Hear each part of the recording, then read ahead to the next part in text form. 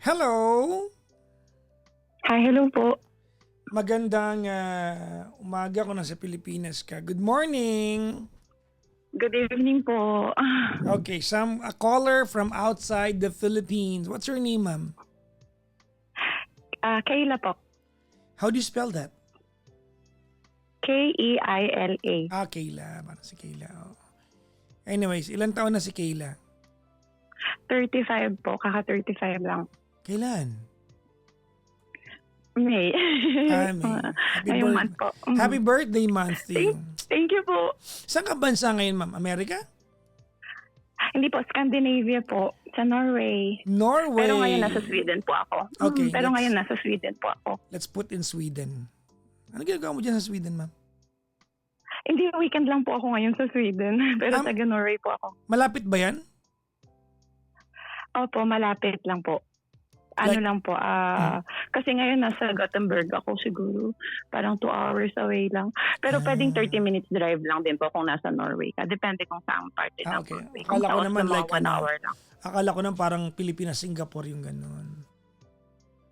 Hindi po. Depende po. Pwede rin po. Pero hindi po. Pwede rin i-drive. Pwede ka rin mag-play. Okay. Anyways, how long have you been in Scandinavia? Sa Norway po, 12 years. 12 years. Kinakabahan ako. Ba't ka napunta dyan, ma'am, sa Norway? Nag-move po ako kasi gusto ko mag-work. Tapos nakuha akong work. Mahaba po ang tawag dyan, cultural exchange, and then nakakuha po ako ng work, and then after some time, nagkapamilya na din. So, diniskartihan mo to? Opo, sariling sikap. Ang galing. Online. Who taught you that? Ano pa? Sino nagturo sa'yo Hello? nun? Sino nagturo sa'yo Hindi nun? po kasi po before, dapat may mga relatives na po ako sa Norway. Oh, Tapos okay. dapat mag-student visa ako, kaso ang tagal ng student visa. Tapos naghanap ako ng other ways. Tapos merong au pair visa akong nakita sa online. Tinry ko lang mag-login. Tapos may family na nag-interview sa akin. Ayun, okay naman po yung interview. So laway yung puhunan, and then nakarating po ako sa Norway. Nice. Okay. And 12 years later, may asawa ka na dyan. Opo. Okay. Ilan na anak mo, ma'am? 3 po. 3 na. Alright. Ilang taon na yung panganay mo? 8. Okay. So, 3 years lang, nandiyan ka. Opo, after kong magka-work. Kasi nag-aral pa ako. Tapos, nung nagka-work na ako, nabuntis po ako. So, nagkaanak ako. Ang galing! Pero may work po ako full-time, Hindi po dahil sa anak ko. Kaya nagkaroon ako ng visa. Okay. Anyways, anong oras na dyan ngayon, ma'am? Wait lang. Anong oras na ba? Magte-10 na po. Okay. 2 minutes before 10. So, 10 ako lang. Okay. Why are we talking tonight? Ilang try na po akong kaso laging hindi natutuloy. Sorry. Hindi po kasi ano ba yan? About lang po sa friends ko. Hindi ko alam kung okay lang siya dito itawag or ano. Pero sobrang fan niya po ako ever since. Sige. Sa Pilipinas pa. Thank you very much, ma'am. Alam mo naman ako, hindi ako komportable sa commendation. Di ba? Hindi ko lang Ay, sorry. sabihin. Pero nakita ko po kayo once nung nasa Pilipinas ako dati nang hindi pa ako nakakaalis. Talaga. Tapos naalala ko, sabi niya, nag-ask lang ako ng pa-picture. Sabi ko, kayo mo ba si Papa Jack? Pwede magpa-picture. Tapos sabi niya sa akin, sure ma'am. Sabi ko, hala, ang social niya magsalita. social climber kasi ako. Sige na. Thank you for being a fan of what I do. But anyways, hindi ko lang alam kung ano sabihin ko. Ano po ang ma'am? Ano po ang gusto mong pagkwentuhan Kasi natin? po talaga yung sabi niyo. Ano gusto mong pagkwentuhan natin? Ano po? Hindi po kasi, meron akong, dapat kasi last year pa yun eh. Pero kasi meron po akong friends dito sa Norway ng more than 10 years na kaming magkakaibigan. Nagdo-double po narinig ko po yung sarili ko. Normal po ba ito? Really? Opo. So parang Is it bothersome o okay lang sa'yo tuloy? okay lang naman po. Pero parang na ano lang, hindi ko po alam. Narinig ko pa yung sarili ko. Ako, Hello? ako din narinig ko sarili ko eh. Ayan, okay na ba? Hindi, I mean, nagdo-double po. Did it change? Okay na ba? Hello? Ayan, Ayan, ayan, okay na po. okay na. Ay, Okay. nandyan pa. Pero okay lang, sige po, ayan, yan na lang. Humina ba? Humina po ng konti, pero okay na po. Sige lang po. Okay, I'm sorry. I don't know. Technically yata ito ng messenger ngayon. Go ahead po. Siguro po. Mm-mm. Ayun po. Kasi may kaibigan po ako na na for more than 10 years, na group po kami. So last year, nagplano, sorry po na lang ako kasi lagi ko narinig yung sarili ko. Ang hirap pala na nagdo-double. Okay, I'll call you again. Okay po. Sige, antayin mo ako ha. Tatawag po ako ulit ngayon ha. Alam nyo na pakiramdam ko, di ba? We'll call her again.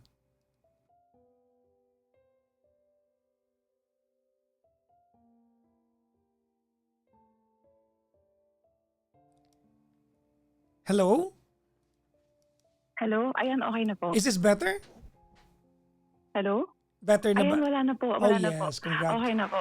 Ang hirap Okay. po kasi kanina eh. Yeah, I know. Alam ko rin yan. Ako rin naiirita sa ganyan. So you have a friend for 10 years. So diyan mo na nakilala itong friend na tinutukoy mo. Opo, mga kaibigan ko po. Group Okay. of friends po kami. Ilan kayo? So, mga wait lang. 2 babae. So, 6 po kami. 2 babae. Tapos 4 na homo po. Okay. Yeah. Kasi po, nagplano po kami na, sabi ko, ako po yung nagsabi na since mag 10 years na kami magkakaibigan, siguro mag-London kami. Mhm. So, okay naman po sa lahat na mag-London kami, ganyan. Kakapanganak ko pa lang po noon. So, parang in-assume ko na kasi yung baby ko noong time na yun, parang hindi naman siya, umiiyak siya, pero parang hindi naman siya yung nahanap ako ng sobra. So, sabi ko, parang okay lang na child-free yung traveling namin. Pero sabi ko, mag-update ako. Yung travel po namin na plan is January for this year. Nagplano po kami last year ng October. So all female adult ang usapan. Opo. All Hindi female po all and female, she-male. Basta may dalawang Basta, Opo. okay. 2 babae po, tapos mga gay po yung the rest. Ayun. Okay. Tapos po, di parang okay naman po. Parang inassume ko na okay naman. Ganyan. Kaso pagdating po ng mga November, December, yung anak ko po, nag-start na siya na naging umiiyak sa gabi. Okay lang naman na umiyak siya sa gabi. Kaso nga po, yung firstborn ko is may challenges. So hindi siya sanay hindi siya pwedeng yung sa iyak, sa noise. Kung hindi, parang sobrang magta-tantrum siya. So hindi kakayanin ng husband ko. Okay. So ang sinuggest ko na since na plano na kung pwede isama ko yung anak ko, pero since sa adult naman yun, kahit sila na lang, pero tutuloy pa din ako, tapos mag-lunch na lang kami kahit once na magkita kami, since same city lang naman sa London, isang weekend lang naman yun. So sa Kahit madaling sasabay na lang ako ng sabi, lunch. tutuloy ka pero hiwalay ka sa kanila, but you're going to join them for lunch kasi dala mo yung anak mo. Parang ganun na. Opo, Okay. para hindi na ako maging parang pabigat. Tapos yung friend ko na isa na babae, parang sabi niya, parang daw na paano ko ba sabihin? Parang feeling niya parang yun na nga lang yung chance niya na hindi ang tawag dyan, na walang na child free, kasi may anak din siya, na child free, na parang gusto niya ma-feel niya na wala siyang kasamang anak. So parang ang conclusion is parang ang dating sa akin is kailangan hindi ako tumuloy ng London para ma-feel nila na tawag dyan, na talagang nagbakasyon sila that weekend. Pero nag-PM naman sa akin yung ibang friend ko naman, yung dalawa, na wala namang problema sa kanila kung init lang ko ng lunch. Tapos yung dalawa naman pa is parang neutral. So yung dalawang babae na friend ko, parang ang gusto nila is hindi na lang ako tumuloy. Tapos ang sabi ko, kasi diretso naman po yung communication namin. So ang sabi ko, anong gusto mo? Gusto nyo ba hindi na lang ako totally tumuloy? Pero parang bakit kailangan na hindi ako tumuloy? Hindi ko naman may sarili kayong itinerary, ganyan. Tapos parang hindi na po nag-reply. Tumuloy ba sila ng January? Ito na po yung nangyari. Kasi tapos na kasi dapat yung tatawag ko kung tutuloy ba ako or hindi. Tapos Sorry naman. Sorry. okay lang po. Okay lang po. So ang naging ending is parang nagbili pa rin ng ticket yung isang friend kong babae, sabi niya magjo-join pa rin sila. Tapos yung ibang gay, bumili pa rin sila ng ticket. So yung isa lang na nagsabi na ahead of time na hindi talaga siya, kasi nga parang yun nga, yung gusto niya ma-feel na talagang alone siya, ganyan-ganyan. Tapos biglang naging tight din daw yung budget kasi nga galing pa lang siyang Pilipinas. Parang okay lang din naman.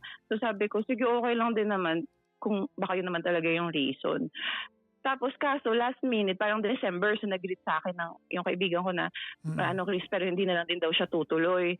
Tapos parang biglang yung dalawa, isang babae, tapos isang hindi na rin tumuloy. So ang ending po, nung January, tumuloy pa rin ako. Sabi ko, hindi pa ako nakapunta naman ng London. Tinuloy ko pa rin ng London kasama yung baby ko. Tapos sabi nung kayong dalawa ko, lang? Hindi, sumama po yung husband ko. Sumama na lang yung husband ko. Sabi niya, walang natuloy doon sa original. Meron po.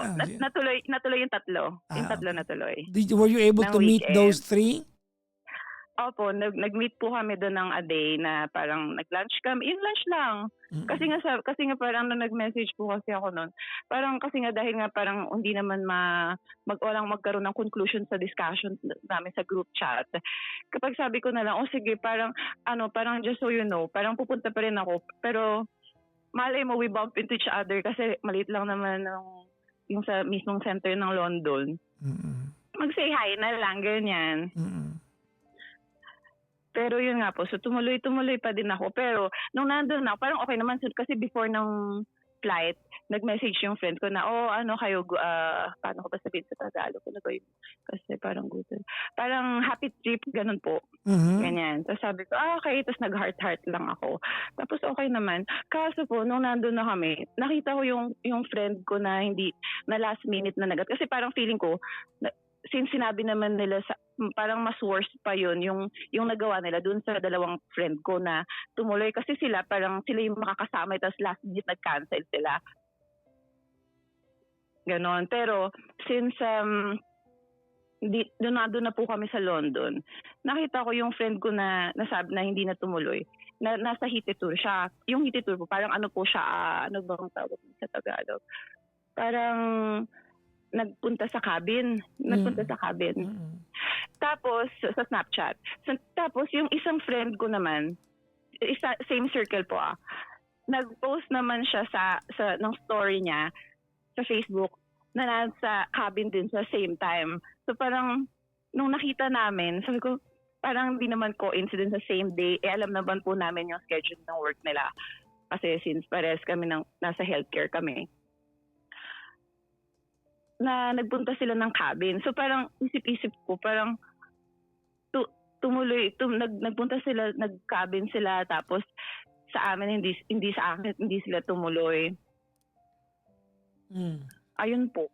Tapos after nun, since parang na-disappoint ako, hindi pa ako nagme-message sa kanila. Pero paano ko ba sabihin? Kasi po parang kasi yung naging discussion namin nun kung bakit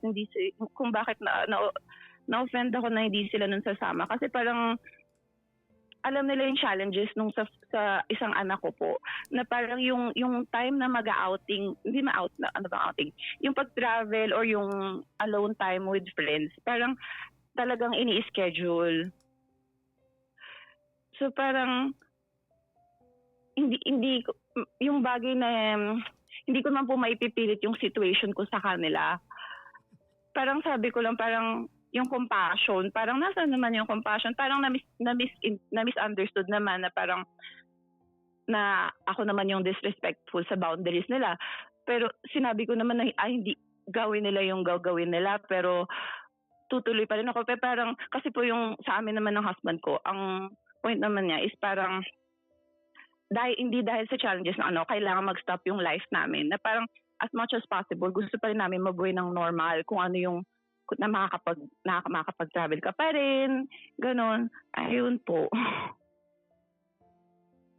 Hello? I'm here. Oh, yeah.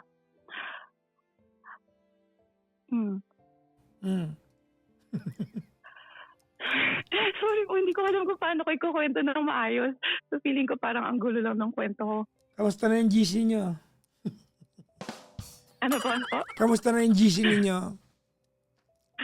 Ano po? Tahimik. Kamusta na yung, So yung isang friend, kamusta na yung GC nila na wala ka? wala rin po, tahimik. Pero ito po kasi, yung friend ko po, pero okay naman po kami. So hindi ko alam kung parang, hindi po kami yung nag-aaway. Pero kasi, ito nga po, parang nagtatampol ako, parang hindi ako nag-message. Pero yung friend ko po, na yung nagsabi na umpisa pa lang na gusto niya na parang kapag napunta na London, gusto niya makapag-party, ganyan-ganyan, hindi yung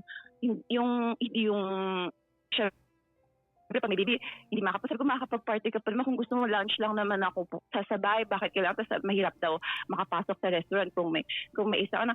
Parang medyo get ko naman po yung gusto niyang adult time. Siyempre gusto niya din ako makasama as kami lang, yun po. Pero parang at the same time, parang alam naman nila yung sitwasyon ko, parang ang gusto nilang choice is hindi na lang ako tumuloy, parang ganon.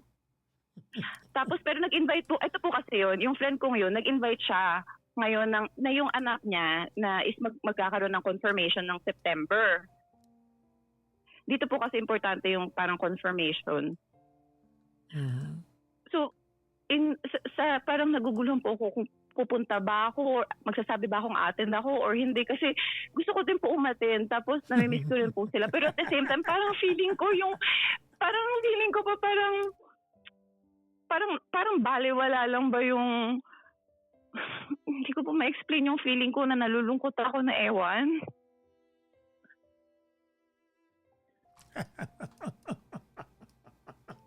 Sorry po kung nakakatawa, pero hindi ko po alam.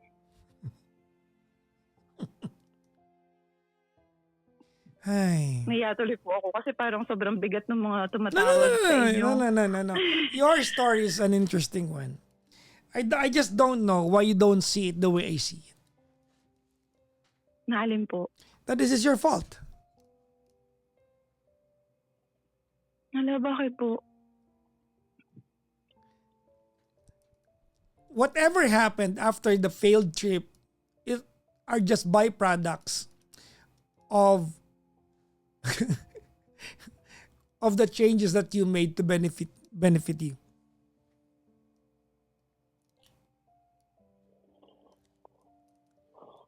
Di ba ikaw kwento mo to, ikaw nagsabi na walang bata? Yun nga po kaya nga po alam ko Stay. po. Kaya Wait nga lang, po wait. sinabi ko. Oh yeah, sorry. So Okay. hindi ka ba pwede magsabi ng wala ba sila compassion and whatnot? This was your rule. They planned according to the rules that you set. Now, Opo. okay, now, ito yung problema natin dito. Ang problema dito is that yung kaibigan mo na yon, nawalan siya ng alibi na iwanan sa mister niya yung anak niya kasi sabihin ng asawa niya, oh, but yung si Kayla, pwede magsama ng anak, isama mo rin yung anak natin. She lost that, yung leverage na yon. And it's your fault. Kung na-bad trip sa'yo yun, it's your fault. Pero hindi po, naman po, okay lang naman po, wala naman pong problema. Okay, dito now, yung sa wait lang, bata. wait lang ma'am. No? Tapos sabi mo sa akin, sabi nila wag ka lang tumuloy. Tama? Opo. Hindi mo nagigets kung bakit?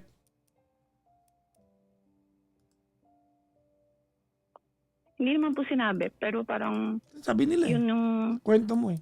opo.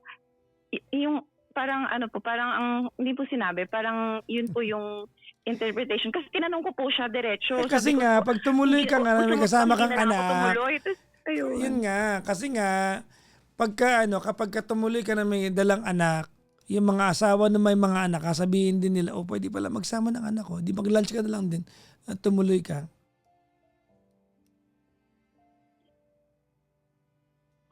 Well, anyways, mababaw naman ito, magkakaibigan naman kayo. Kung palakihin to, ano.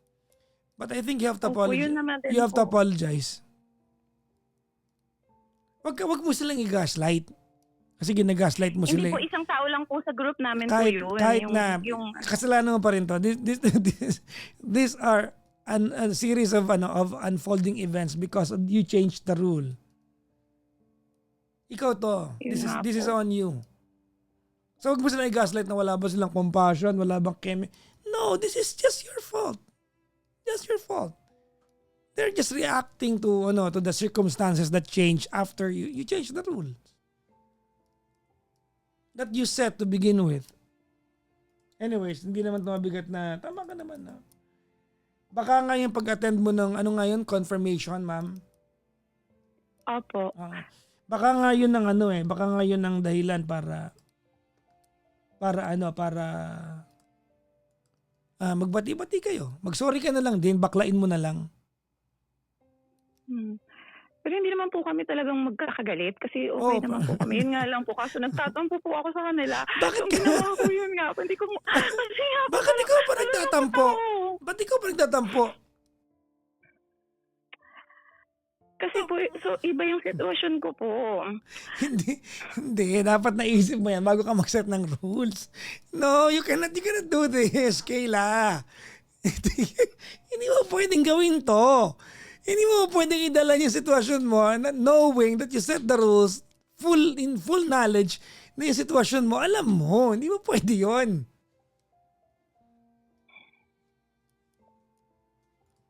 Yun din po. Kasi hindi ko naman po naisip na ganun yung magiging mangyayari after few months. Nung nag-set ako ng rules na yun. Pero sinabi ko naman po sa kanila na pwede pa naman silang tumuloy. Alam mo, you know what the most decent thing to do? Ano po? Hindi ka tumuloy. You just completely abandon the trip.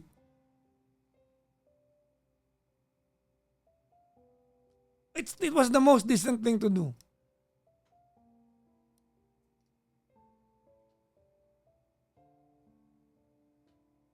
Tumuloy ka ba? Diyos ko po, Pero ikaw. nag-cancel po sila bago ako tumuloy. Nag-cancel po yung dalawa bago ako tumuloy po. That doesn't matter. Hindi nila alam kung tutuloy ako o hindi. Kasi parang ginawa kong open-ended. Exactly. Dapat ikaw na nagsabi, hindi na ako tutuloy kasi hindi ko maiwan yung anak ko. It could have been the best move.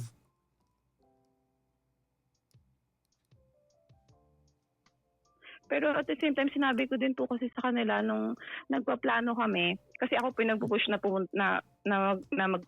magpunta nga kami ng London. Kasi nga 3 sa amin hindi pa nakakapunta ng London.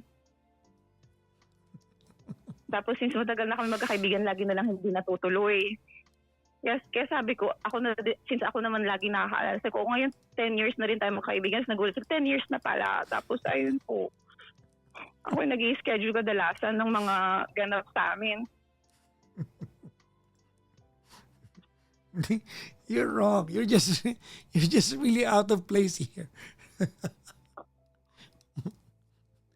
Ikaw may pagkamanhid ka, no? This is your fault. Okay. Galit din sa akin yan.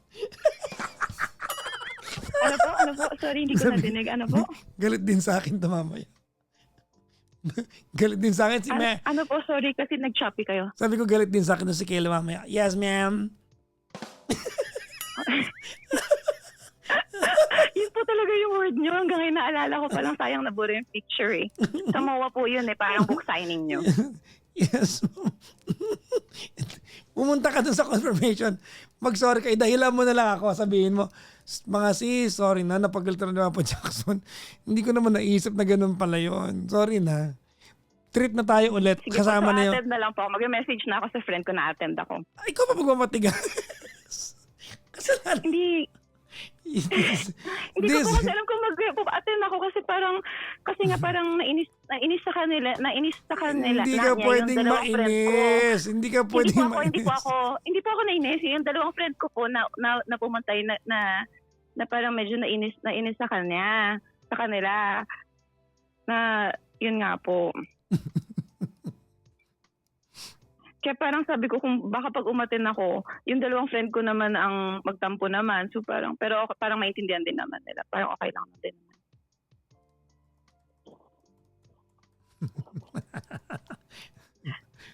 Kasi po nag-iisip talaga ako kung attend ako. Gusto ko umaten din. Kasi syempre importante din po sa akin yung anak ko ng friend ko. Hindi umatin ka. Baba mo pride mo. Alam mo ikaw maldita ka, no? Kasalanan mo to eh. Ha? Isipin mo, itong gulo na to, ikaw nag-umpisa na ito eh.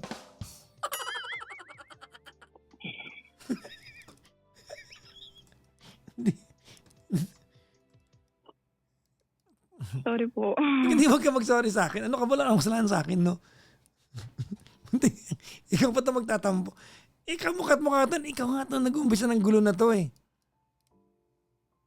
Alam ko naman na out of good intention naman na nagplano ka ng London.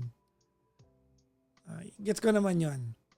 Diba? Kasi nga, you value the friendship that much. Pero nung sinabi mo na walang anak, hindi ka naman seryoso doon eh. Kasi kung walang anak, di sana pinagandaan mo. Kahit umiyak yung anak mo, iniwan mo sa mister mo. Kasi kung nagplano eh. Pinahagan ka naman Hindi asa. po, kasi po, kasi Yes. po, wala naman pong problema mag-iwan ng anak, lalo po dito sa Norway, magbantay yung asawa. Pero po kasi yung first child ko po is may diagnosis. Oo So, nga. okay lang po sa kanya yung pag-iyak lang po. Kaso nga, yun nga po yung nangyari. Oo nga. Pero Hindi ba't mo, namin expect na magiging ganun yung response. bakit mo nga sinabi mo? Sana chinek nyo muna bago ka nagsabi ng rule. Yun nga po, hindi ko po kasi naisip eh. So, Yun naman hindi ko naisip. Masyado po kasi ako na-excite ng time na magka-video chat kami ng mga friends ko. Sabi ko, parang i-push na, sige na kasi ito na yung mag-book na agad. Mag-usap tayo. Kasi nung nag-video chat kami, sabi ko, mag-Yuliburi tayo. Ano po, mag-Christmas party tayo ng November, tapos pag-usapan, i-book na agad para sure na. Kasi lagi na lang po taon-taon na pupunada. So nag-book na rin ako ng restaurant para sa Christmas party namin ng November. Tapos after nun, pag-uwi, nag-usap na kami para nga mabook na po yung London. Pero yun nga, yung pinush kasi hindi ko naman din po naisip. Pero sa bagay. Ang dami mong katwira. Mag-sorry ka dun, oy. Mag-sorry ka dun, ma'am. Yun po yung sabi niya nun. Mag-sorry ka dun. Kasalanan mo to eh. Mag-sorry ka dun, baklain mo na lang. Kasi magkakaibigan naman kayo eh. Pero hindi para sila yung lumapit. This is actually a series of unfolding events because of what you did. Ikaw to, ma'am. Hindi nila kasalanan to, ma'am. ikaw pa tong gagaslighting mo sila. No, hindi naman sila, wala silang compassion. Pag sabi mo dyan,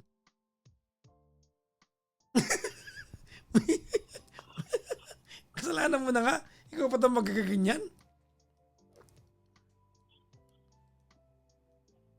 Ha? Siguro po sa mga doon lang sa conversations namin, sa mga wordings. Ewan ko po. Mahirap po ikwento. Oo, doon na tayo. Siyempre, Ewan ko po. yung mga wordings, hindi mo na para pagtuunan pa ng pansin yan. Kasi that's what happens when you've been friends for Pero nag-usap 10 years. Pero nag-usap naman po kami ng friend ko over the phone. Tapos parang na-settle naman. Kasi nga, sabi niya, iba din yung deliver nila ng message. Kasi iba yung interpret. So nag-usap kami by the phone. Okay din naman. Pero after nga po nun, parang, kasi nga nung pagdating ko din ng London, tapos yung parang second mother ko na, yung tita ko namatay. So parang, ewan ko po, parang nagsabay-sabay. Tapos hanggang hindi ko na lang sila kinausap. Ganun.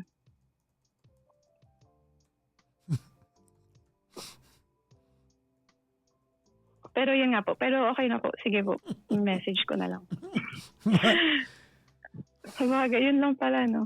Kasi ilang months ko na po siyang iniisip. Kasalanan mo yan eh. Kasalanan mo yan. Tignan mo tuloy. Nahati na yung magkakaibigan. May kampi na sa kanila. Dahil lang sa'yo. Lalalim Bagay. yan. Pag hindi mo ginawa ng parang yan, lalalim yan.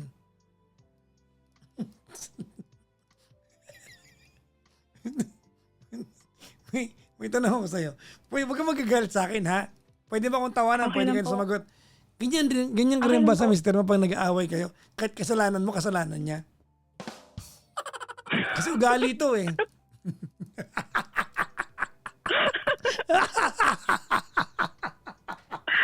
Okay naman po kami ng husband ko. Hindi ka sure. Ano number na mister mo? Kakausapin ko lang.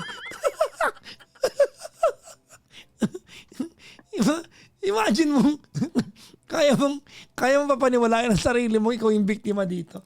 Anak ng to, kulay talagang buhay ito.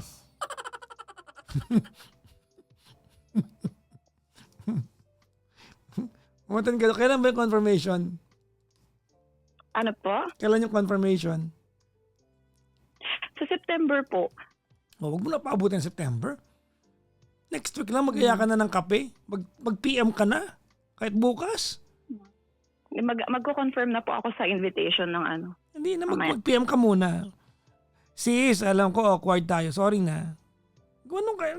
Parang feeling ko po parang di naman sila awkward sa akin. Parang wala naman po kaming ano. Sige, bala ka. Parang ako Okay. lang po. Okay. Sige. Mahirap barkada to si Kayla. O, alagain. Ala, hindi naman po. Yung sa message lang, yun lang po naman yung naging ano namin. Hindi ka sure. Hindi, lagi naman po kami nag-uusap ng mga kaibigan ko kahit conflict. Sagutin mo yung tanong ko. Ganyan ka rin ba pag nag-aaway kayo mag-asawa? Nakaibigan po yung tinawag ko eh. Pero feeling ko parang no? Parang. Talaga naman buhay. Hindi ko po alam. Pero okay po kami ng husband ko. Hindi ka sure? May binibiro lang kita. Sige, ma'am, good luck po ha. Regards to your friends ha. Oo. Thank you po. I'm sure one way or the other, ma'am, malalaman nilang ikaw to at pagkukwentuhan na lang nila to. Hindi ko po alam kung nakikinig sila ng anong ganito. Parang ako lang ata. Ayun, hindi ka sure. Oh. Medyo sikat ako. Medyo lang. Maraming salamat, Pom. Thank you. I appreciate that you needed my opinion on this one. Good morning po. Good evening po dyan sa ano. Thank you po. Bye-bye po, ma'am.